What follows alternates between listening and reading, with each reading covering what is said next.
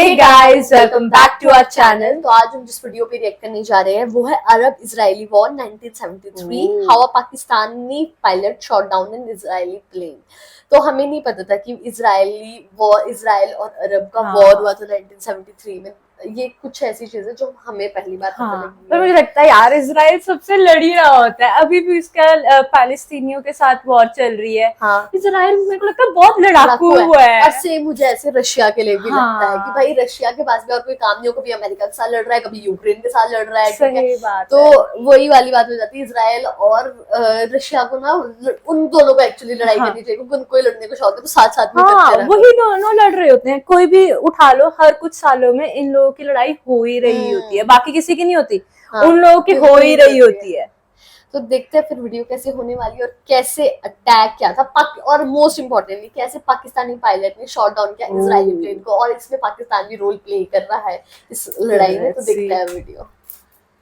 दोस्तों, क्या आप जानते हैं कि सन 1973 की अरब इसराइल जंग के जिसकी तैयारी में इसराइल ने अपनी तमाम ताकत झोंक दी थी, में पाकिस्तान ने खुफिया तौर पर भरपूर हिस्सा लिया था और इसराइल को बेइंतहा नुकसान पहुंचाया। इस जंग में हमारे कितने SSG कमांडोज और जंगी जहाज़ों ने हिस्सा लिया और किस महारत से इसराइलियों के पर खचे उड़ाए, इसराइल ने कितने वसाइल इस्तेमाल करके अपना दफा करने की कोशिश की थी, ये सब जानने के लिए वीडियो आखिर तक जरूर देखें और हमारा चैनल सब्सक्राइब करने के साथ साथ बेल आइकन भी जरूर दबाइएगा ताकि आपको हमारी तमाम वीडियोस बर वक्त मौसूल होती रहें। नाजरीन, अरब इसराइल जंग में SSG कमांडोज के 200 जवान, एक ब्रिगेड नफरी, 5000 फौजी और एयरफोर्स के तकरीबन 2 स्क्वाड्रन शामिल थे। इसराइल ने नहरे स्वीज के किनारे दुनिया का जो मजबूत तरीन दफाई निजाम तैयार किया था उसको बार लीफ का नाम दिया गया।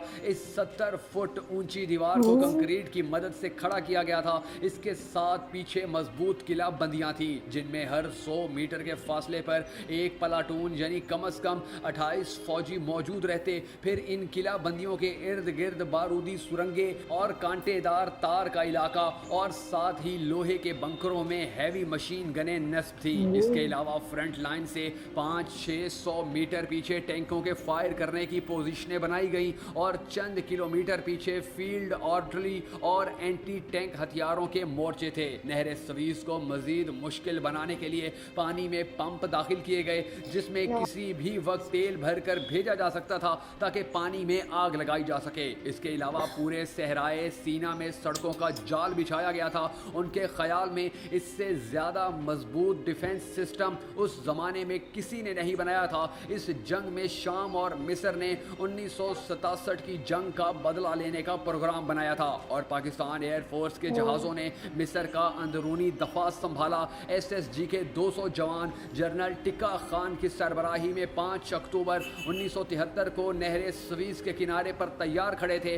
सुबह सवेरे मिस्र के रॉकेट यूनिटों और 2000 से जायद तोपों ने इसराइली मोर्चों पर गोलाबारी शुरू कर दी। इस कवर फायर की आड़ में SSG के जवान मोटर बोट के जरिए नहरे स्वीज पार करना शुरू हुए। दुश्मन की फायरिंग लाइन के सामने से और पानी से लड़ते हुए गुजरना, हवाई जहाज़ों की बमबारी और पानी में तेल की आग ने माहौल को इंतहाई होलनाक बना दिया था। SSG के कई जवान पानी में ही शहीद हो गए। जो पार निकल जाते वो दुश्मन के मोर्चों पर किस तरह हमलावर होते उनको देखने वाला कोई नहीं था, सिर्फ अकेली खुदा की जात उनको देख रही थी। उन्होंने यकीनी मौत के सामने सीना तान कर जंग की। तकरीबन सभी जवान शहीद हो गए लेकिन मजबूत तरीन दफाई निजाम रुई के गाले बनकर उड़ गया। 200 जवानों में से सिर्फ 2 जवान जिंदा बचे लेकिन दुश्मन का 4 से 5 किलोमीटर का फ्रंट खाली करवा लिया।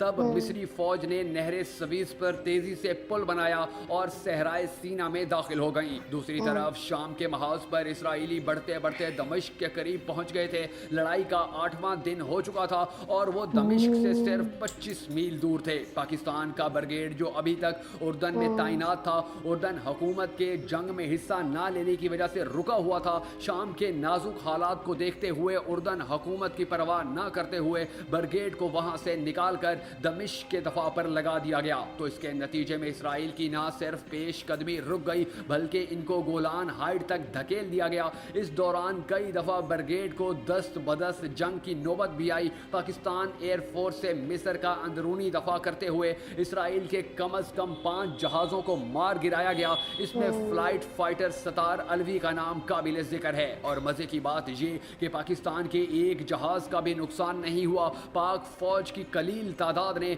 मिस्र और शाम को शिकस्त से बचा लिया और इसराइल का गरूर मट्टी में मिला दिया था। काश के आज तमाम उम्मत मुस्लिमा और इस्लामी ममालिक अपने इख्तलाफात भुलाकर यकजा हो जाएं तो मुसलमानों के सबसे बड़े दुश्मन इसराइल का खात्मा यकीनी बनाया जा सकता है। अल्लाह ताला तमाम उम्मत मुस्लिमा और मुसलमान ममालिक की हिफाजत फरमाए।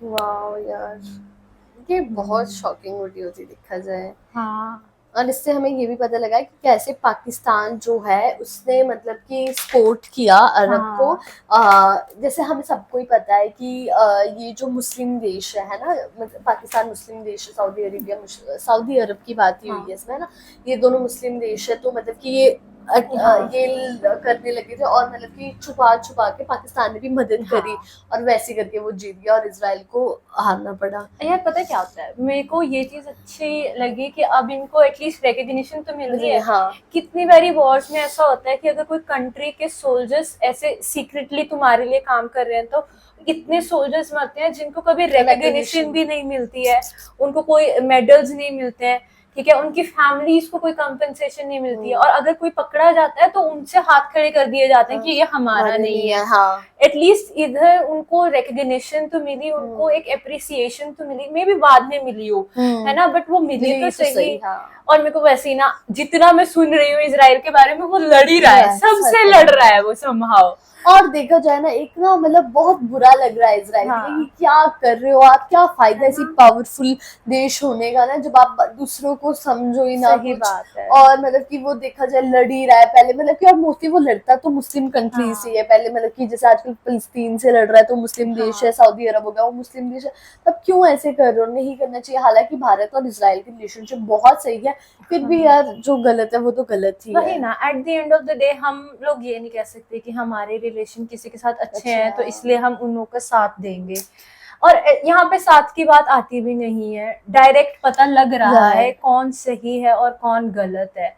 और बात ना सही गलत की नहीं, एंड में उसकी आ जाती है कि कितना नुकसान हो रहा है। हाँ। और अगर पहले भी इजराइल ने वॉर की थी तो कितना नुकसान उनका उन्होंने दिखाया, बोला ना कि कितना हुआ था तब भी और अब भी कितना हो रहा है। तो तुम और किसी का नहीं तो खुद का ही नुकसान देख लो यार। और मोस्ट इम्पोर्टेंटली अगर शायद इतना वो इंगेज नहीं होता ये वॉर वगैरह में तो आज जो इजराइल जितनी डेवलपमेंट उससे कई गुना डेवलपमेंट होती है वहाँ पे। सही बात है, क्योंकि डेवलपमेंट ना रुक जाती है जब वॉर होती है, हमेशा रुकती है।